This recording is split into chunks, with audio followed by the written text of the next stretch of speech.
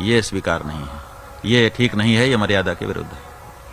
क्या कोई भी रथ पर ऐसे सवार हो सकता है भगवा पहन करके? बात यह है कि रथ पर सवार होने का मतलब ये है कि कुछ लोग कहते हैं कि गुरुजी की सेवा में हम थे। गुरुजी असल में रथ में सवार थे, हम तो रथ में उनकी सेवा की दृष्टि से थे। तो ऐसा कह करके बचा जा सकता है। लेकिन सवाल यह है कि भगवा पहन करके भगवा को क्यों आप कलंकित कर रहे हो?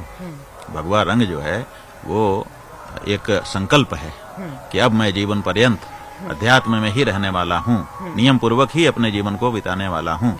इस बात का संकल्प है। जैसे हम किसी को भगवा पहने देखते हैं, हमारा सिर झुकता है, ऐसे थोड़े झुकता है। हम सोचते हैं, अरे इसने पूरे जीवन के लिए एक व्रत ले लिया, अब ये मन इसका कभी हिलेगा डुलेगा, कभी लाल पहनने का, कभी पीला पहनने का मन करेगा, लेकिन अब ये व्यक्ति स्थिर रहेगा, अब इसका लाल पीले में मन नहीं जाएगा, अब ये स्थिर हो गया।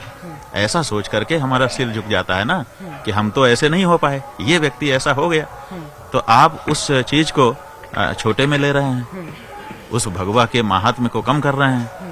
तो ये कोई नाटक तो हो नहीं रहा था कि नाटक में कोई पहन ले तो उसके लिए तो हम लोग मना नहीं करते कि भाई वो एक अभिनय, एक दृश्य दिखाने की कोशिश कर रहा था। नाटक तक पहनना, नाटक के बाद हटा दिया।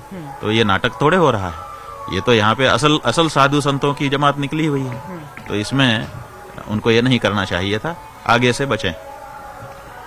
ये अगर ये सारी चीजें हो रही हैं तो इसका मैसेज भी